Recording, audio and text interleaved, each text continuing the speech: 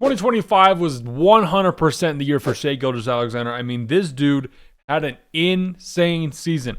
MVP, scoring leader, All-NBA first team, a 68-win team. In my opinion, it should have been 70, 100%. And I'm saying he's going to get the finals MVP. I think they're going to beat the Pacers. I think the Pacers are going to win the series. Maybe they'll win tonight in New York. If they do, they'd be freaking crazy, winning 5.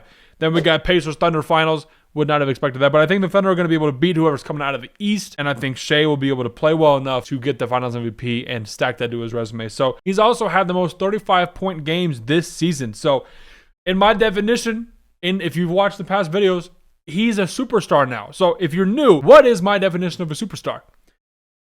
I don't even know yet. I need to make an entire video dedicated to like what specifically it is. I need to go over everything because there's a ton of different metrics and things that make sense but also don't. And there's only 5 superstars in the league right now. Okay, now 6 now that's Shai. So I'll name the guys off and you'll be able to kind of see the level of superstar in my book. Jokic, Giannis, duh. That's not that hard of a take to get behind anyways. And then Steph, LeBron, KD. So what do all those guys have in common?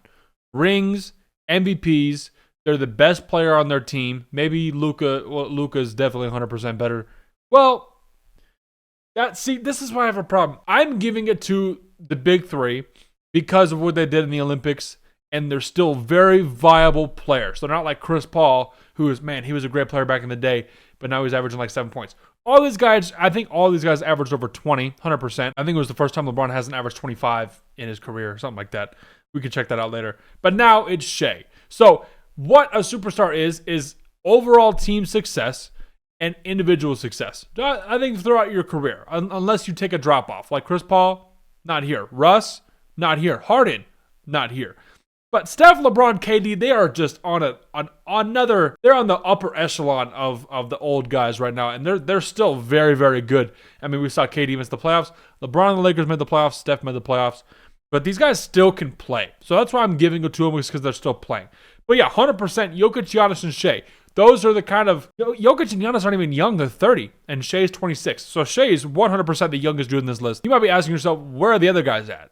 Oh, where's the Luka? Where's the Ant? Where's the Tatum? Where's the other guys? Those guys are stars. Those guys are... You're not there yet. You got to be somewhere before you hit superstar. Shai was a star last year. Oh, man, very good young player. He's leading his team. He's doing his best, but you lose in the second round. You don't really take that step to be able to get an MVP, right? He was second last year. That's why I have a really hard time with Luka, because Luka has done so much, but he hasn't won like an individual award. And I just use that as a metric to be able to have the conversation, because we can 100% say that Luka, just in a basketball sense, phenomenal player. But as of right now, just for the sake of the metric, that's why I need to make an entire video about this. So sorry if it's a little scuffed. But everyone else, Ant, Tatum, Luka, Halliburton, Brunson, Mitchell, Wemby, Cade, all those guys are stars. Very, very, very good players. But in my mind, that just means that they're on the rise. Usually you don't like come here and go back down to star. You pretty much get here and then you fade off into obscurity because you retire. Or it's, man, he did what he did. He's crazy. You don't fall back. So all of these guys are rising stars. They're going to be able to get to a superstar level at some point in their career, hopefully. Definitely Ant. Tatum, you can make, if he won Finals MVP, I think you can make a really good argument about it. But he just didn't play well enough to be like, I'm the number one guy. Because everyone on Twitter is like, yo, Jaylen Brown and Tatum, kind of back and forth. Obviously, I think Tatum is the number one option, but then Brown outplayed him in the playoffs. There's a whole thing with that. Luka, that's rough. Halliburton's getting real close. I mean, if they win the finals somehow, that would be freaking ridiculous, but that's not going to happen. So a lot of these guys are on the come up. Wemby, 100%, he'll be there later. But the reason this is crazy for Shai is because not a single person guessed this. There's no one out there. And I'm a Clippers fan. We drafted Shai. We didn't draft. Okay, the Hornets drafted Shai. They traded Shai to us on draft night, and we had him for a year, then we traded him for PG, blah, blah, blah. Y'all know that already. But he was the 11th pick. There was nobody, I guarantee you, nobody that guessed that Shai Gilgeous-Alexander was going to be MVP, especially out of this draft class. The 2018 draft class is one of the best that we've had in a while in terms of role players, superstars, all-star level guys. We got guys all over the place. And let me tell you why no one saw this coming, especially because in the first 2-3 years, everyone was talking about Luka and Trey. You know, Luka, 3-4 years, they had both gone to a conference final. They were traded for each other. So there was a lot of contrast between them. One of them was a big guard. that was very physical. He's European, all this stuff. Trey was American, small, Steph Curry-like. I mean, people were talking about, I mean, you guys remember, if you were back in 2018, everyone was talking about Trey Young like he was next Steph Curry. Straight up, like, very, very highly. And he's still very, very good. But then past 3-4 years, it shifted to Shai and Luka. And as of right now, Shai stands alone. I mean, he won MVP scoring 33 points per game. This is where the eye test comes in for me. You watch this season, and this is coming from a dude who was wanting Jokic to win for the majority of the season. Towards the end of the year, I'm like, you can just see that this is Shai's year. You can just feel it. The Thunder are doing good. Shai's playing out of his mind. There's the free throw merchant stuff, obviously. So that's how I also know he's great, is because if you can't be great without a bunch of backlash on you. Jokic is good. He doesn't have a ton of backlash on him, right? I could tell Shai was winning MVP because everyone was pissed at him, and they were kind of accepting the fact that he was the best player in the league at the moment. But yeah, I just want to say as a Clippers fan, I'm not giving credit to anybody, but I don't think that Shai and the Thunder do this at all without the trade. Shai, I don't think becomes an MVP without trading him to OKC. I don't know if that's that hot of a take. We'll talk about that later. If it is, let me know. Don't think that it is. So that's why it's also crazy, because he had to get traded to a different team, and then he put in the work and then grew himself into a player. First of all, grew himself into a player that was able to lead a team to a finals appearance and almost 70 wins. I should have been 70 wins. I wish they would have just hit that. So there would have been more, because I love this Thunder team. They're freaking awesome. But he put the work in to be a better player. Let me show you why. So let's just take a look at it right here. In his rookie year in LA, he averaged 10 points on like 9 shots, 48% from the field. He gets traded.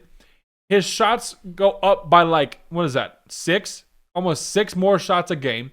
And his efficiency stays the same. He makes a 9-point jump, 8 to 9-point jump from year 1 to year 2 after getting traded.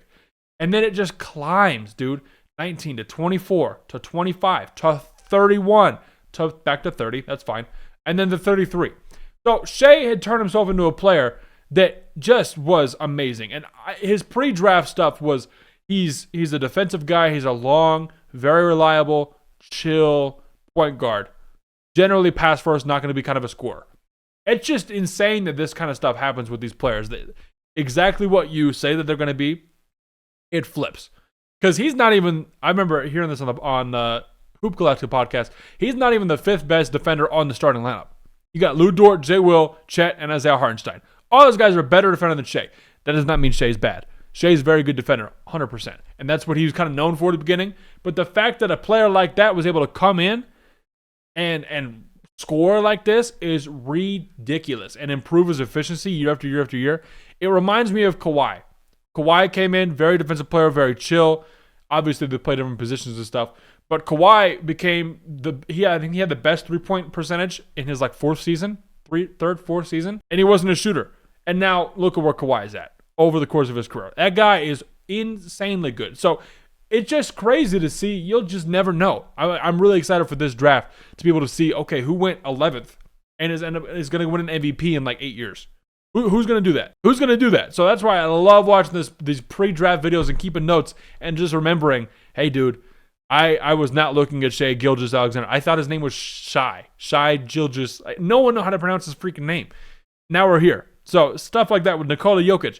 Giannis went 13th, I believe. I think it was 13th. So just so cool to see the hard work, man. But now Shai adds to the list of superstars in the league, in my opinion. Let me know if you guys want an entire video about my definition of that, because I need to get into the weeds and actually freaking make a video about that. That'll be a lot better to understand and have something to point to. So that's all I got for today. I made a video yesterday about Tyrese Halliburton and where he's at. So it should be right on screen right now. So that's all I got for today. We got a lot of content coming out. Appreciate y'all. We out.